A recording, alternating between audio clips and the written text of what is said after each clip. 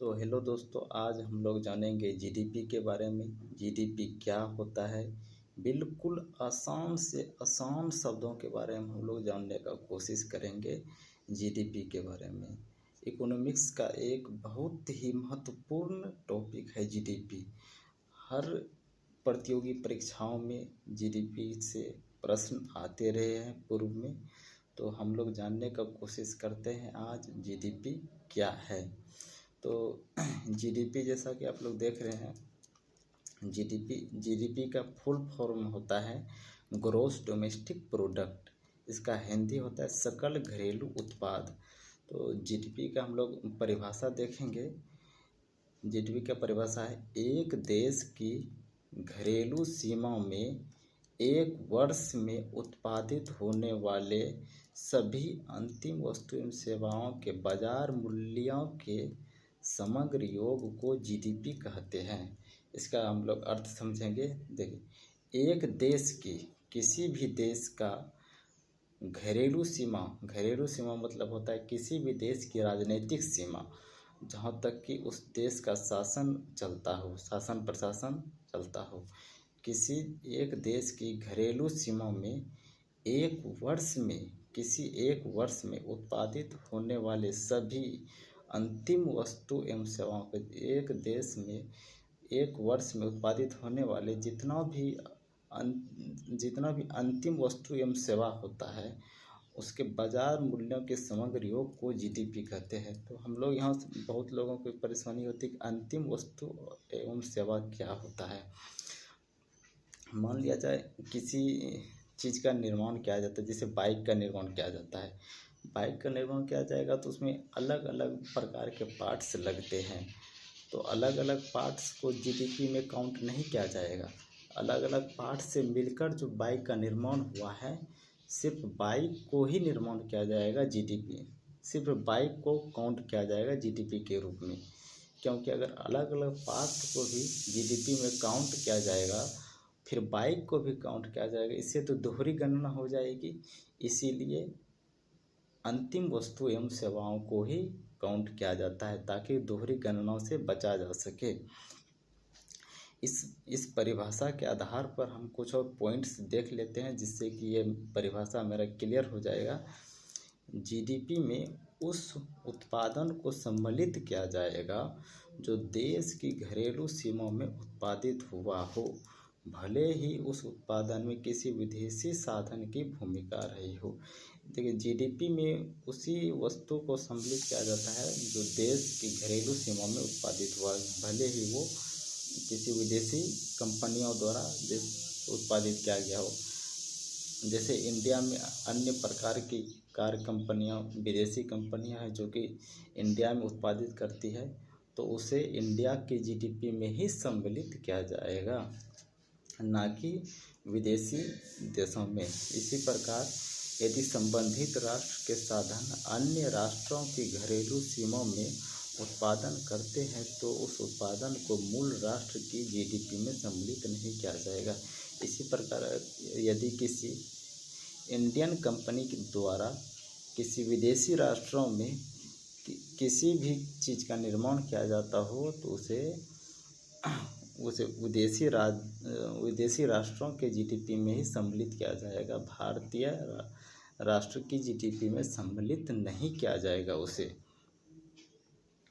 जैसे कि भारत देश में विभिन्न कंपनियां हैं, अडानी ग्रुप, टाटा, ये सब अन्य देशों में भी मैन्युफैक्चरिंग प्लांट लगाते हैं। जो अन्य देशों में अपना मैन्युफैक्चरिंग प्लांट लगाते हैं, उसे भारतीय जीडीपी में काउंट नहीं किया जाएगा। इसे हम चित्रों के माध्यम से आसान भाषा में समझने की कोशिश करते हैं। देखिए, मान लिया जाए ये बी भारत है,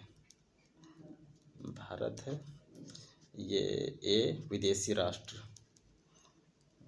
राष्ट्र कोई भी हो सकता है, XYZ।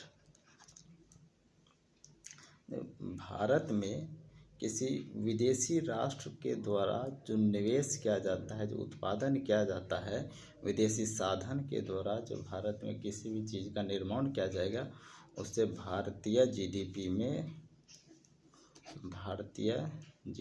में सम्मिलित किया जाएगा। उसी प्रकार भारत देश के उद्योगपति द्वारा अगर किसी विदेशी राष्ट्र में किसी भी चीज़ का निर्माण किया जाएगा, उसे भारतीय जीडीपी में सम्मिलित नहीं किया जाएगा। इस प्रकार हम देखते हैं सेकेंड पॉइंट, जीडीपी की गणना में केवल अंतिम वस्तुओं और सेवाओं को सम्मिलित किया जाता है ताकि दोहरी गणना से बचा जा सके। जीडीपी की गणना में केवल अंतिम वस्तु और सेवाओं को सम्मिलित किया जाता है ताकि दोहरी गणना से बचा जा सके। इसे भी हम लोग समझने की कोशिश करते हैं कि कैसे दोहरी गणना से बचा जा सके। मान लिया जाए गेहूं है, आटा, ये ब्रेड। गेहूं है 10 रुपये, आटा है 12 रुपये, ब्रेड है 20 रुपये। मान लिया जाए गेहूं ये भी 1 केजी है, ये भी 1 केजी, ये भी 1 केजी। गेहूं है 10 रुपये, अगर इससे आटा बनाते हैं तो उसका दाम हो जाता है 12 रुपये। यहाँ पर 2 रुपये का मूल्य संवर्धन होता है, यानी कि 2 रुपये की बढ़ोतरी देखी जा रही है। फिर आटा से ब्रेड बनाने पर 8 रुपये की बढ़ोतरी देखी जा रही है।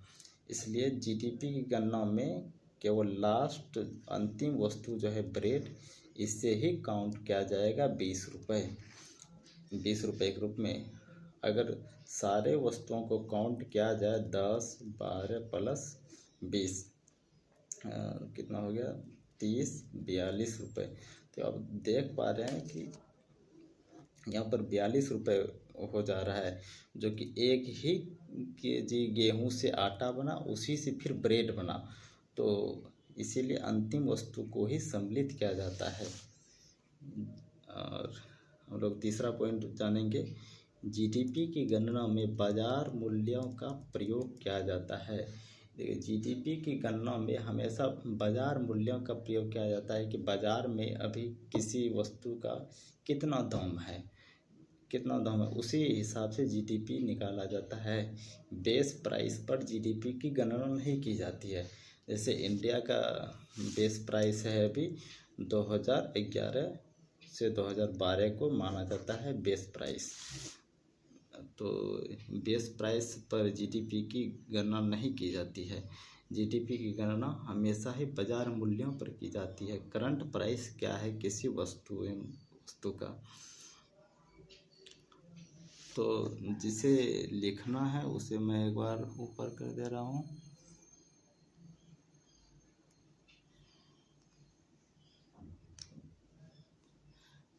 ये बहुत ही आसान शब्दों में था जीडीपी के बारे में। मुझे नहीं लगता है कि और इससे आसान शब्दों में बताया जा सकता है जीडीपी को।